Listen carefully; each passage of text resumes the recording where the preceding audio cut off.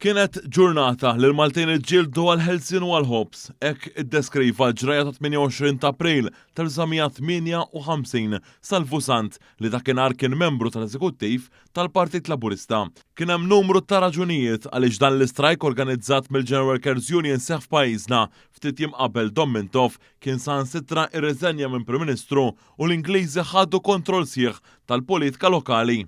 Dana kien hemm il-falliment tal-integration.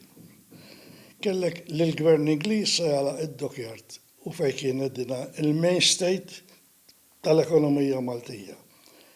Kellek il-kap tal-Pulizija de Grey għal jinnu b'dir-Reġina u mhux il-Prim Ministru tiegħi u ir-refjut tal-gvern kolonjali li ma rridx jiddiskuti Kostituzzjoni ta' indipendenza għal pajjiż. Salvu Sant rakkonta ma' news kif dakinhar filgħodu kien mar il-kottonera iżda qalulu biex jitla lejn raħal ġdid. Jispjega x'ġara dakinhar.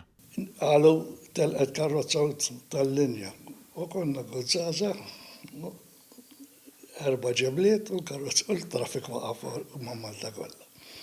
Sintendi mbagħad kull attività mintof ħadem l-istrateġija. Marrux il-belt, kulħadd jibqa' fil-belt jew raħal tiegħu. Allura il-pulizija għalihom kienet ħasda di fejn jissoltu kulħadd jitlaq il-belt. U sparpar jorħob tal-imot li ġew mingħajr forsa.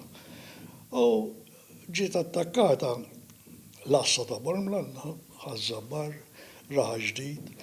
U mbagħad raħa ġdid kellna l-Battle of Pawla Ħilla u kienu anke ġew is-soldati. Għal kif Malta kienet wifqa għal kollox u wara dakinhar ġew arrestati xi żgħażagħ fost dawn Agata Barbara. Il-ġurnata kienet ġurnata illi il-Maltin iġġieldu għal-ħelsien l-ewwel u għall-ħobs għax kif qed kien kellna l-għajxin tagħna kważi dan u l-vera ġlieda għall-ħelsien bdiet hemm.